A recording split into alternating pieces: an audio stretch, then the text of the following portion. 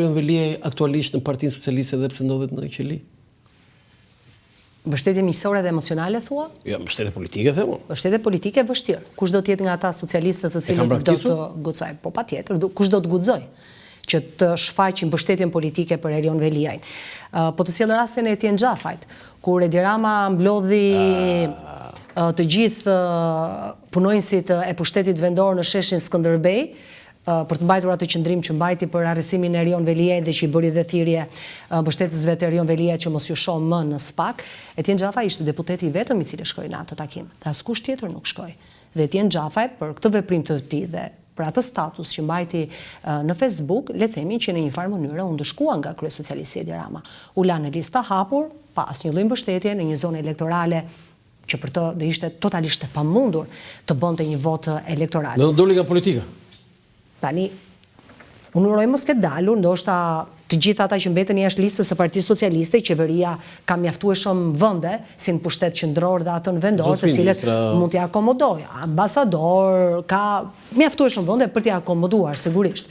Ata sigurisht që do jenë politikë, sepse Etieni është një djalë i ri, për mendimin tim është bëri mirë apo bëri gabim Etienne Xhafaj? Unë e shoh Etienin e kam parë në dy anë. Së pari e kam vlerësuar shumë guximin e tij, që ai shkoi në atë takim, mbajti dhe atë qëndrim që mbajti në Facebookun e tij për faktin sepse të paktën Erion Veliajit ja diti për nder, për faktin, për dorën, për ndihmën që i ka dhënë, sepse Etienne Xhafaj dihet që është mbështetës i Erion Veliajit, pra le të themi që është si produkt i Erion Veliajit, dhe unë e kam vlerësuar këtë akt, me të them, është akt i guximshëm që nuk ndodh në Partinë Socialiste, që e mbyllin gojën shumë shpejt, i mbyllin syrt shumë shpejt dhe kalojnë nga pas se kush ka dhënë ndihmën dhe kush ka kontribuar. Por ishte një dëm politik për ta. Cili ishte ai politikan në Partinë Socialiste që ti do të bëri zhgënjim më të madh duke u distancuar nga zoti Veliaj? Nuk di ta them, ndoshta Fatmir Xhafaj deri diku? Se e ka braktisur? Jo, nuk e ka braktisur. Ndoshta për një status të gjatë që mbajti zoti Xhafaj që tregoi raportin me drejtësinë, raportin e Erion Veliajit që duhet të ketë me drejtësinë. Ishte një shpjegim shtërues për drejtësinë. Shpjegim shtërues, sigurisht, por një lloj distancimi i lehtë mund ta quajmë Roland, një lloj distancimi i lehtë për sytë e publikut, gjithmonë ne flasim çfarë lexojmë publikisht. Ti e duke thënë që në Partinë Socialiste e kanë braktisur Erion Veliajin? Kjo fjala braktisje si folje është pak e rëndë. Janë mënjanuar, le të themi. Domethënë, kanë një tjetër pozicion. Janë distancuar. Janë distancuar, se braktisja duket si fjalë shumë e rëndë, me gjithë peshën e gjyqit, procesit që Erion Veliaj ka për të kryer.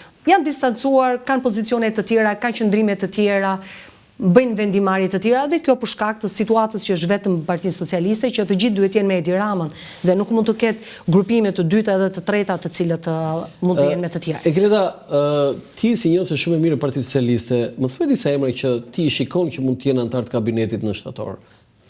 Unë mendoj që Arbian Mazniku do t'jetë ende pjesë e kabinetit qeveritar. Besoj shoh Adea Pirdeni, që është ministre aktuale, e shoh si emër të mundshëm. Shikoj Ervin Demon, ish kryetarin e bashkisë. Ervin Demon do jetë në qeveri? E shoh. Ervin Demon si ish kryetari i bashkisë së Beratit. Dhe drejtuesi i qarkut. Edhe drejtuesi politikë i qarkut. Se për të parë mori goxha, nga kryetar bashkie, drejtuesi qarku. Igli Hasani besoj do t'jetë ende pjesë e qeverisë, ndoshta mund të mbetet ende ministër i jashtëm.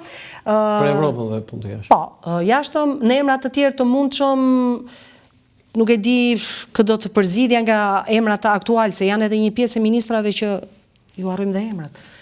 Nga që nuk i kemi. Belinda Ballukun, sigurisht do t'jetë pjesë ende e kabinetit qeveritar, shoh Blendi Klosin, mund t'jetë një rikthim i Blendi Klosit. Mund t'jetë një rikthim i Blendi Klosit, pse jo?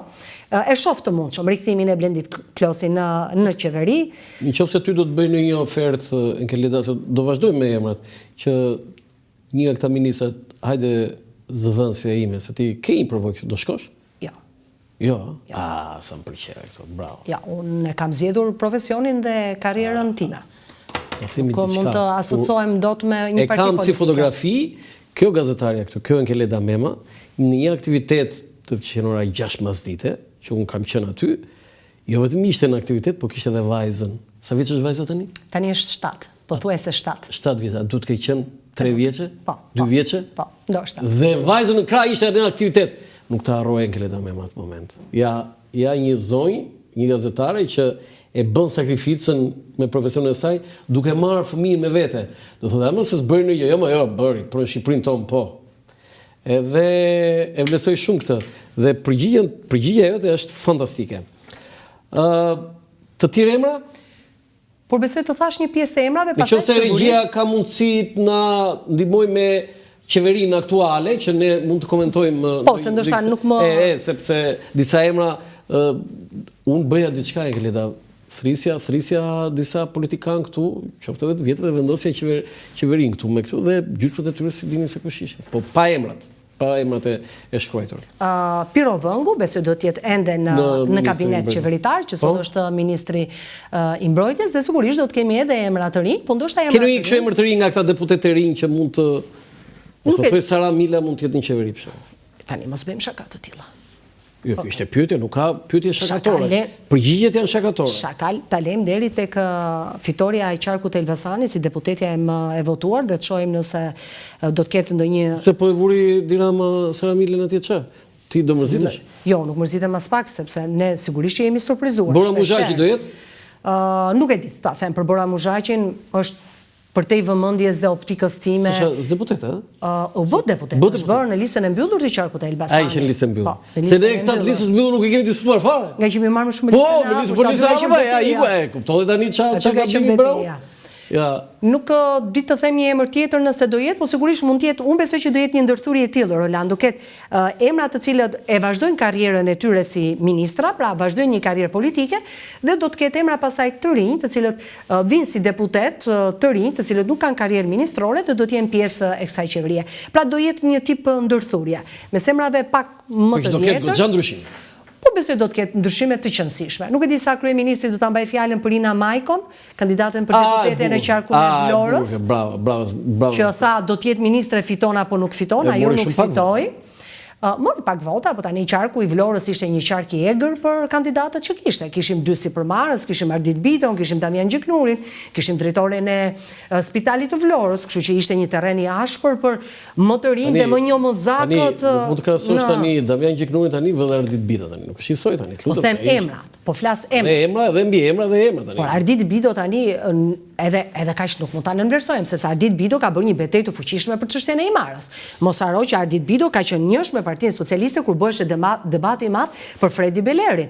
Dhe tani Partia Socialiste, le të themi që në një farë mënyre e shpërbleu Ardit Biton për gjithë qëndrimet e tij që ka mbajtur, sepse Ardit Bito ishte në çdo panel të politikës, i cili ishte thuajse njësh me Partinë Socialiste për çështjen e Fredi Belerit. Po, kur je njësh me Partinë Socialiste bëhesh deputet, e kuptoj këtë. Si kundër Iris Luarase. Pa Iris Luarasi tani nuk mund të krahasosh Irisin me Ardit Bito tani, mos më çudi tani, është format. Nuk po i krahasoj. Irisi është profesoresha e Arditit e 100 Arditëve tani. Nuk po i krahasoj, Roland. E pra se duk sikur e ngritet më sikur. Kuptoj, po të them që persona të caktuar janë futur në listat e Partisë Socialiste për shkak të qëndrimeve që ata kanë mbajtur për Partinë Socialiste, pra një lloj shpërblimi, po të them.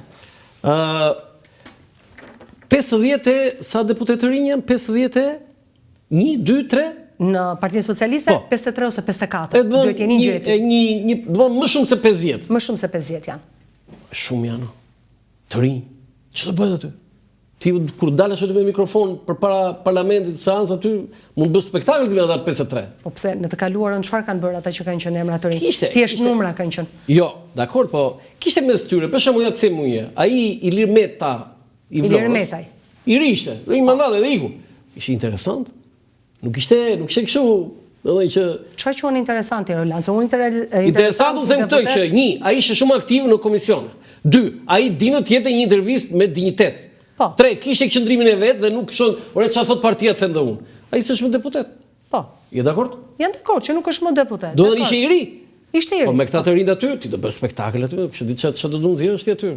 Do të pusin mufka ata që e E para punës njerë deputetët e Partisë Socialiste është vështirë t'i marrësh një intervistë njerë, sepse nuk e ke këtë lirin që ti të marrësh një intervistë deputetët e Partisë Socialiste, sepse ka një mekanizëm se si funksionon Partia Socialiste, kush del në intervistë, kush jep intervistë, kush mban qëndrime dhe kush nuk mban qëndrime. Ti do thuash në intervistat rastësore në shesh pushimin e parlamentit, për intervistat e shkurta. Ato janë të qëndësishme për treguar një qëndrim, sepse ato janë intervistat shpejta dhe nuk kanë ndonjë vlerë as politike, as deklarative, as një lloj vlere s'kan, janë thjesht intervista të momentit. Mu du kjo, që do bëj një shkollë, thani, me këta 53, sidomos të... Por do t'i edukojnë. O sa e bukur kjo, do t'i edukojnë. Patjetër do t'i edukojnë. Po mirë, shkoj, një leksion... E di çfarë pyetje kam, me që më dolet e Iris Luarasi, dhe Iris Luarasi është deputete për herë të parë, edhe Irisi do jetë një nga nxënëset e elektoreve të Partisë Socialiste. E kam pyetje këta. Do me thënë, shefja e departamentit të gazetarisë dhe komunikimit në Fakultetin Histori Filologji, në sipas asaj që thot Partia Socialiste që ne deputetët e rinj do jetë nxënëse. Nxënëse? Studenta. Jo, kursante. Kursante? Kursante e shkollës që ja kanë marrë mirë akademike. Tani, për të vërtetës, një leksion nga zoti Rama nuk vetëm nuk është i keq, po është mirë. Pa mjafton Rama mbajti një leksion dhe ata u iluminuar? Ja. Patjetër. Sigurisht që Akademia Politike e Partisë Socialiste ka ekzistuar dhe më përpara ka pasur takime të vazhdueshme që kanë qenë njerëz të ndryshëm të cilët merrnin pjesë. Po nuk shkon Iris Luarasi atje. Të erdhi sinjali Rolando, nuk shkon. Nuk shkon Iris Luarasi atje si ata të tjerë kursante? Ja, nuk shkon. Unë prandaj ta bëra pyetje, jam shumë kurioze. Iris mos shko, Iris. Iris mos shko. Ja, po të them unë, mos shko. Se do ishte shumë interesante. Po jo më shefe departamentit, më është profesor doktore, Iris Luarasi. Dhe për shembull do t'i japi mësim, kush ishte një nga lektorët Roland, si Arova për shembull, Elisa Spiropali, Adea Pirdeni, nuk kemi asgjë me zonja ato, absolutisht. Dhe do t'i japi mësim për shembull Elisa Iris Luarasi. Që në fakt Iris Luarasi përveç se ka pozicionin që ka, le të themi që ka një karrierë të gjatë në pjesën e politikës, është që në kohën e Fatos Nanos, ka qenë pjesë e kabinetit jo vetëm profesoresh, po edhe me shoqërinë civile, ka tjetër, domethënë formati i saj është ndryshe nga këta çfarë përmendet ti ca. Që unë mendoj që Irisi më mirë do të ishte lektor. Ca nëndrejtora, ca drejtora. Okej, por tani kalojmë pak tek ky kampi tjetër. Ti pavarësisht se je shumë e disiplinuar dhe parcelizuar në atë tëndën, po ti e njeh shumë mirë dhe Partinë Demokratike. Pjesërisht, nuk e njeh shumë mirë. Pyetja ime është e drejtë për drejtë, pse nuk ka dikush aty, pse nuk është dikush i thotë zot Berisha, statuti thotë kështu dhe ti duhet të largohesh? Po besoj se nuk është kaq e thjeshtë sa njerëzit e mendojnë. Po nuk është kaq e thjeshtë sepse së pari ka kosto largimi një kryetari të një partie. Pra Sali Berisha nuk është thjesht një kryetar partie, Sali Berisha është numra, është elektorat, është mbështetje. Po me 50 deputet. Plas elektorat o Rolandi tani. 50 deputet. Po 50 deputet po është elektorat. 4 mandate në opozitë, rrofshin 500.000 vota aty. Po nuk është kaq e thjeshtë të zëvendësosh Sali Berishën në Partinë Demokratike. Pas ka zënë Partia Socialiste e ke letë. Jo, nuk më ka zënë, por unë jam dakord me ty që atë statut ti vetë ke shkruar dhe sigurisht që duhet ta zbatosh. Dhe i thua Neni Basha. Po, dhe është të quajtur i Neni Basha. Por nuk është kaq e thjeshtë që Partia Demokratike në këtë situatë që ndodhet sot, me këtë rezultat që prodhoi sot, me këto betejë që bën sot, të përballet edhe me një betejë tjetër që është brenda